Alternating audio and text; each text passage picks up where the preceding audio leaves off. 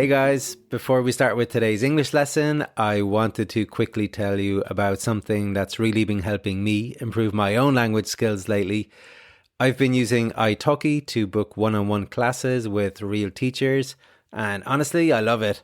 What I like most is that you can choose a teacher that really fits what you need, whether that's your budget, their teaching style, or even the accent you want to learn from.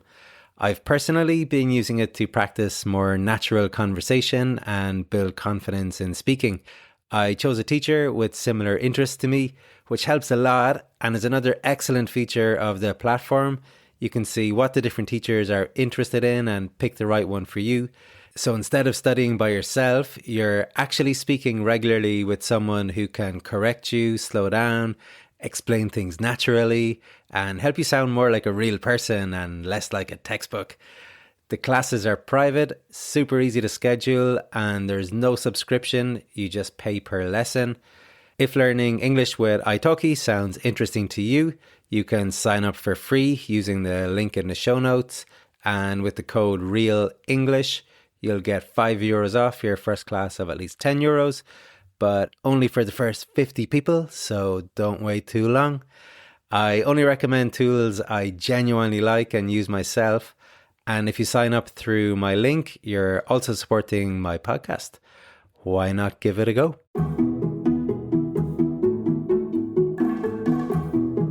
Real Exam English Season 6, Creativity.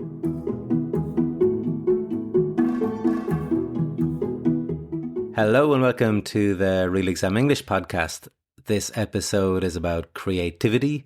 It's a great topic to cover as it touches on so many other topics like art, childhood, work, psychology, loads. We have lots of top-notch collocations, a bunch of phrasal verbs, some super useful verbs, and a lovely homophone. As usual, you can get the transcripts for this episode on the Real Exam English website, realexamenglish.com. Let's get going with the questions. What creative activities did you enjoy when you were a child? I played outside a lot. We had a lot of trees in our yard, and I would create houses or little places in the roots of the trees. I also had a sandbox that I was going to dig to the other side of the world. My mom was a seamstress, and so I learned to sew clothes for my dolls early. I'm not going to say that they were good, but that was one of the creative things that I did. How important is creativity in the workplace? I think creativity in the workplace is very important because not everybody sees things the same way. And I think you have to feed off of each other to have a better product, to have a better idea. I actually think that conflict causes creativity. In seeing how things could have a problem and addressing it. And I think those kinds of activities spark more innovation within a group. All right, really interesting verbs in the second answer. Firstly, we have this phrasal verb to feed off of each other.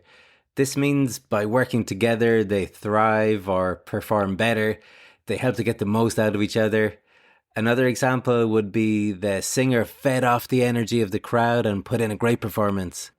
Interestingly, the speaker here says to feed off of each other, which is technically not correct, but is quite common in spoken English, in the US in particular.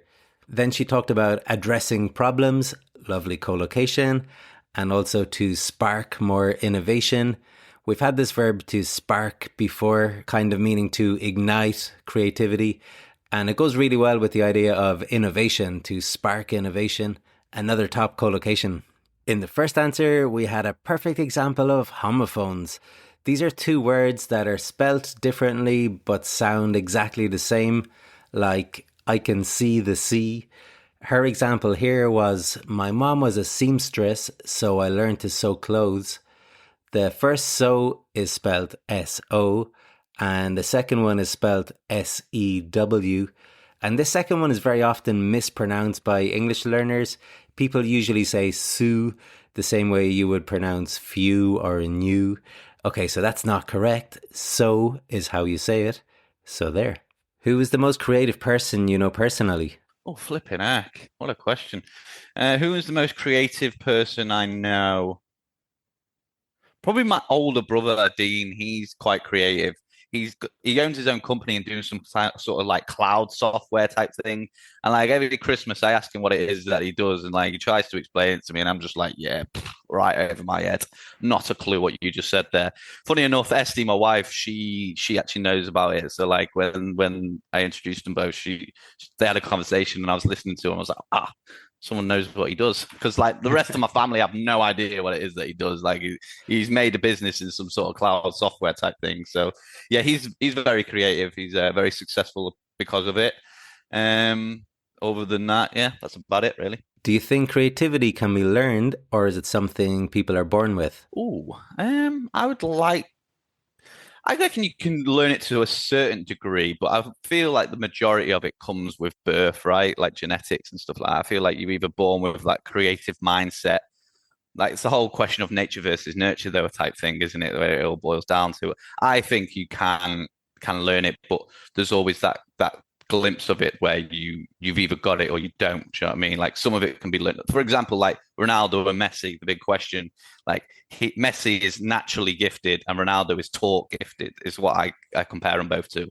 But yeah, so I feel like both you can do both, but I feel being born with it has its slight advantages over being taught it. In the first answer, we had the most British response to a hard question you will ever hear. He said, "Oh, flippin' heck, what a question." Okay, so flipping is a euphemism for fucking, and heck is a euphemism for hell. Okay, so if you want to be more polite, instead of saying fucking hell, you can say flipping heck, and it's much softer. Note the pronunciation too, it's quite contracted, flipping heck.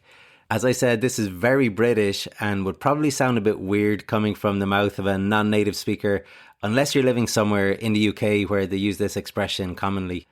Another useful phrase was when he was talking about his brother who has some sort of cloud software business, and the speaker said it goes right over his head. This means it's too complicated for him to understand. Like when my friend started talking about the rules of rugby, it went right over my head. Then we had some essential vocabulary for talking about creativity, and that was nature versus nurture. Like, is creativity naturally in a person from birth, or are they taught it? That is where he gave his Messi versus Ronaldo example, which is perfect for those of you who follow football. Messi, as he said, is naturally gifted, whereas Ronaldo is taught gifted. He said nature versus nurture is what it all boils down to, meaning that's what the most important thing is here. Some people are just born with a creative mindset. Another top collocation, flippin' heck. Can pressure or deadlines enhance creativity, or do they harm it? I think it depends on the situation. So sometimes I think it is good to be in a deadline situation when we have the dopamine adrenaline loop that helps us to get things done in a timely manner. But sometimes it can also squash creativity because we are under that pressure. The dopamine adrenaline loop. Wow, super fancy terminology, right? Anything with a loop is something that comes around again and again. So in this case, you can have a loop of dopamine and adrenaline. And she said this helps us get things done in a timely manner, meaning promptly or as quickly as possible. This would be great to include in an email to someone in a formal environment.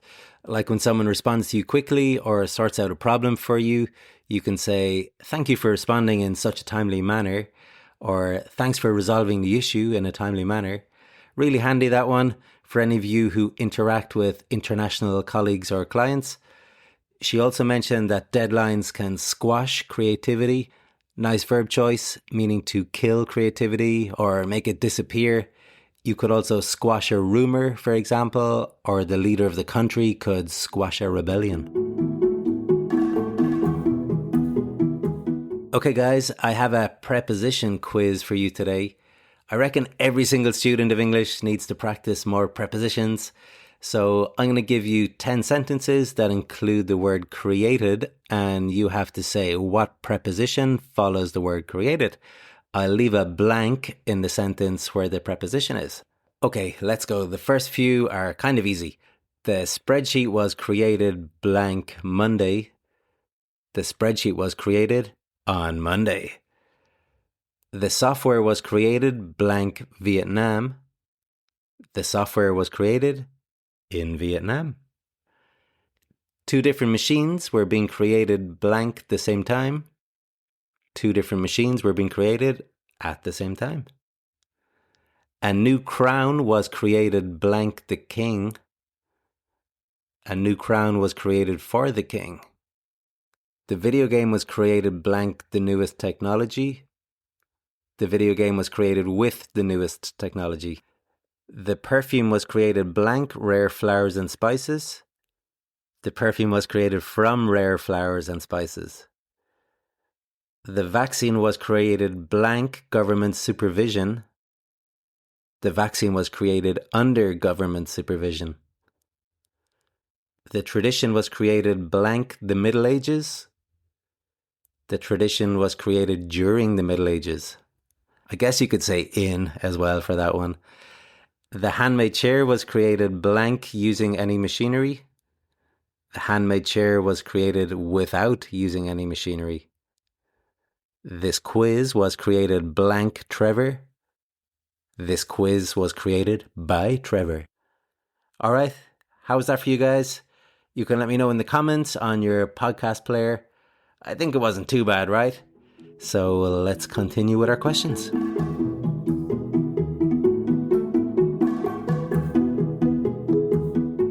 Do you consider yourself a creative person? Yes. And interestingly, I had the opportunity to study with Dr. Feldman, who really defined creativity in two different ways. So the creativity of changing the world, where something happens and you can never go back to the way it was before, such as the internet.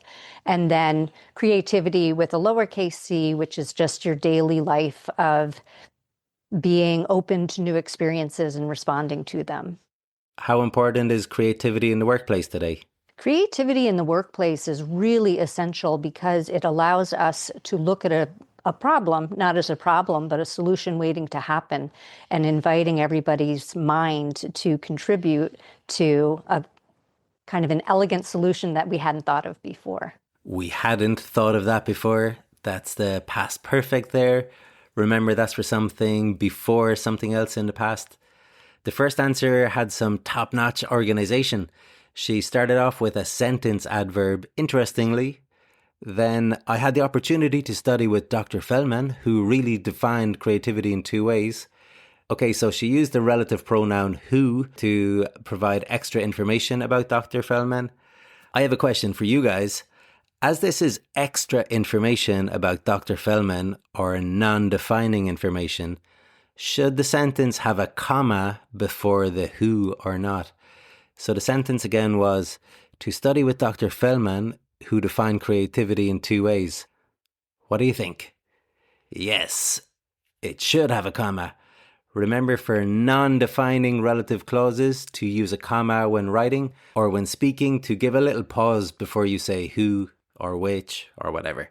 She continued with, so, the creativity of changing the world, where something happens and you can never go back to the way it was before, such as the internet. Another relative clause there, where something happens. And for an example, she uses such as the internet. Finally, she talks about creativity with a lowercase c, which is being open to new experiences. So yet another non-defining relative clause with which this time. Okay, so if I was an examiner marking this answer, I would give it top marks in terms of organization. There's lots of variety on show. Do you consider yourself a creative person? I do. Not in an artistic way, because I was never great at art or painting or drawing. I think in terms of my creativity comes more from ideas in work and in life. In terms of language, in terms of how you speak, how you talk, how you converse with somebody. I think it's good to be able to have a conversation that engages people. I think creativity helps that. Just a quick comment here, and it's about the verb to converse with somebody. I was giving a word formation exercise in a C1 class recently, and this word came up and caused people problems. So you all know conversation, I'm sure. So the verb form is to converse. For instance, the noise in Spanish restaurants often makes it difficult to converse, so everybody ends up shouting at each other. Isn't that right, Spanish listeners? Just kidding. I'm sure that the listeners of this podcast only converse at a reasonable level, right? Do you think creativity can be learned, or is it something people are born with? I think it can be enhanced. I think that some people are naturally gifted in that particular way, and that it comes automatically, and other people need to hone the skill a little bit. So I don't necessarily think it can be learned, but I think with practice you can acquire more. Another quickie here. We had that expression naturally gifted again, and she said that these people need to hone the skill a bit. Fantastic verb this, meaning to sharpen or refine a skill or ability. For example, I took English classes with Trevor to hone my conversation skills, or I spent the weekend surfing at the beach to try to hone my surf skills. Can pressure or deadlines enhance creativity, or do they harm it? Depends on the person. There's no right or wrong, right? So for me, I can procrastinate if it's like, say you want me to write about something that I'm not really into. I may procrastinate a bit. But once the deadline is there, it's like, oh, I'm going to get started. So that'll speed me up. But it can also freak me out. Like if it's really, really like, I'll think, oh, I don't even know how to do this. I don't know. You have till January 30th to paint this portrait. Oh, the deadline's going to make me very, very sad. I hate to be like wishy-washy about it. Because everything is just so to each person. Totally. You know? It doesn't mean like, because it bothers me, it might not bother you. It might be the thing that drives you. My daughter loves deadlines. Like, yeah, tell me when it's got to be done, then I'll do it. And I'll make it happen. And I'll do it early so I can feel good about myself. For me, if I don't have that deadline, I might push something back. All right, a few phrasal verbs to get into. Firstly, she said that deadlines speed her up, which of course means to make her go faster. But also she said that they can freak her out, meaning they cause her stress. Maybe she gets a bit panicked by them. Then at the end, she said that without deadlines, she might push something back, meaning to do it later. Another example would be, hey, I have to go to the doctor this morning, so can we push our meeting back to this afternoon? As she was talking about different people's reactions to deadlines, she said, I hate to be like wishy-washy about it. Wishy-washy is a great expression, meaning to be unclear or vague or weak. Like politicians make wishy-washy promises about how they'll change the country. Or if you give wishy-washy answers in a job interview, the hiring manager may think you don't know what you're talking about. Okay guys, that's all we have time for today. Hopefully the explanations weren't wishy-washy and didn't go over your head. It would be great if you picked up some language that you can use the next time you converse in English. You might spark up an engaging conversation with someone where you're both feeding off of each other. Flippin' heck. Enough. Okay, guys. Till next time. Take care. Trevor.